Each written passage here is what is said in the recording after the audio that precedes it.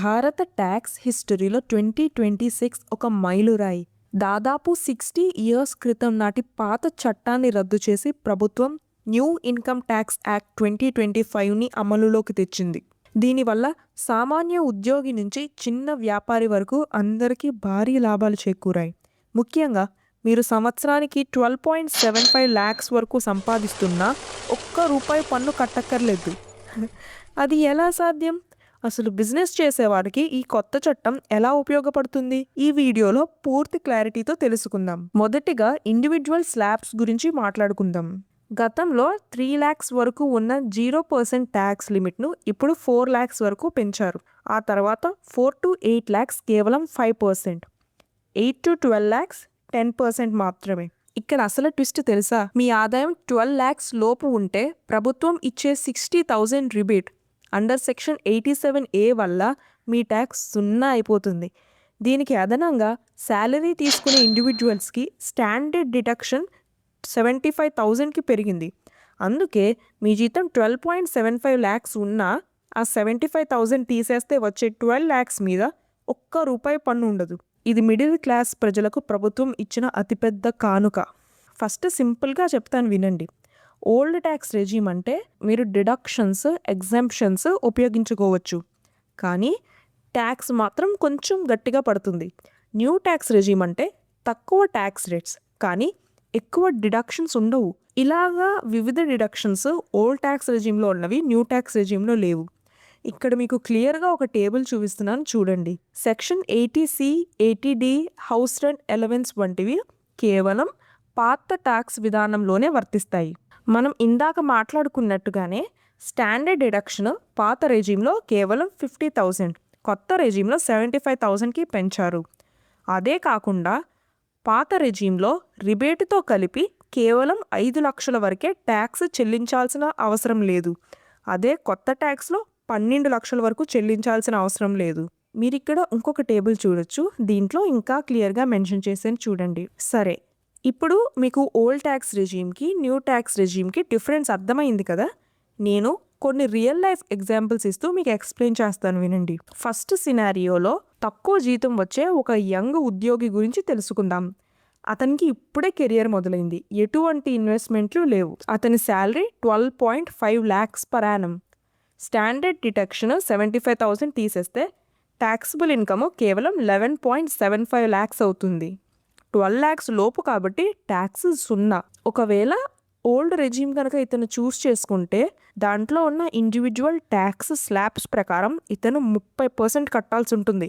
అంటే వచ్చిన జీతంలో 1.5 lakhs ట్యాక్స్లోకి పోతాయి. అదే న్యూ ట్యాక్స్ రెజీమ్లో 0. సో ఇతను న్యూ ట్యాక్స్ రెజీమ్ తీసుకుంటే బెటర్. ఇప్పుడు ఇంకొక ఆవిడ ఉంది. ఆవిడ అద్దె ఇంట్లో ఉంటూ ఇన్వెస్ట్మెంట్ చేసేవారు.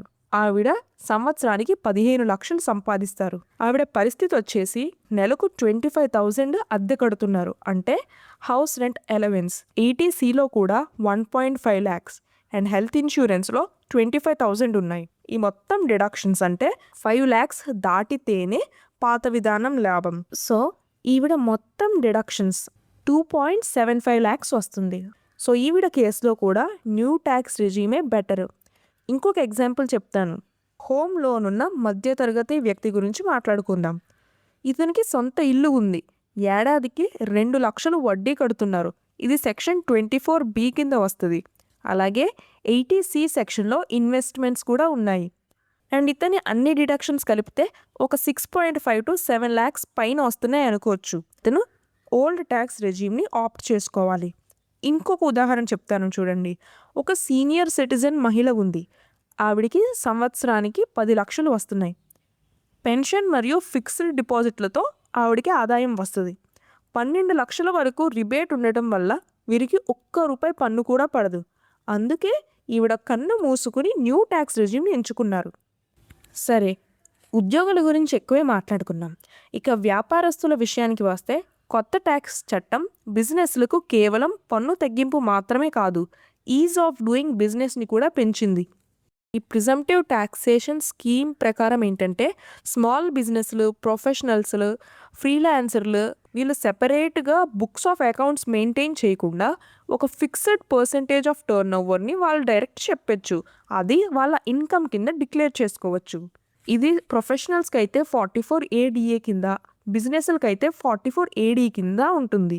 వ్యాపారస్తుల కోసం చేసిన సెక్షన్ 45AD ఏం చెప్తుందంటే టర్నోవర్ పరిమితి సాధారణంగా 2 కోట్లు, కానీ మీ మొత్తం నగదు వసూలు అంటే క్యాష్ రిసీప్ట్స్ 5% కన్నా తక్కువ ఉంటే, దీని అర్థం ఏంటంటే 95%కి పైగా డిజిటల్ ట్రాన్సాక్షన్స్ అయితే ఈ లిమిట్ 3 crores వరకు పెరుగుతుంది. దీంట్లో ట్యాక్స్ రేట్ అలాగా నాన్ డిజిటల్ ట్రాన్సాక్షన్స్ అయితే 8%, డిజిటల్ ట్రాన్సాక్షన్స్ అయితే 6%. అదే ప్రొఫెషనల్స్ అంటే డాక్టర్స్, లాయర్స్, ఇంజనీర్స్ లేదా చార్టర్డ్ అకౌంటెంట్స్ లాంటి ప్రొఫెషనల్స్ కోసం 44ADA సెక్షన్. దీంట్లో టర్నోవర్ లిమిట్ నార్మల్గా 50 లక్షలు. ఒకవేళ క్యాష్ రిసీప్ట్ 5% కన్నా తక్కువ ఉంటే ఈ లిమిట్ 75 lakhs వరకు వెళ్తుంది. ఆదాయం లెక్కించే విధానం మీకు వచ్చిన మొత్తం ఫీజులో 50% ఆదాయం కింద చూపించాలి. ఒకవేళ మీరు ఈ పద్ధతిని ఎంచుకుంటే మీరు ప్రత్యేకంగా మీ ఖర్చుల బిల్లుల్ని దాయాల్సిన అవసరం లేదు. కేవలం టర్నోవర్ లెక్క ఉంటే సరిపోతుంది. ఫ్రెండ్స్, 2026 ట్యాక్స్ చట్టం ఈ మీ జేబులోకి మరిన్ని డబ్బును తెచ్చిపెడుతుంది. శాలరీ ఉన్నవారు లేదా సొంతంగా బిజినెస్ చేసేవారు ఈ అవకాశాన్ని వాడుకోండి.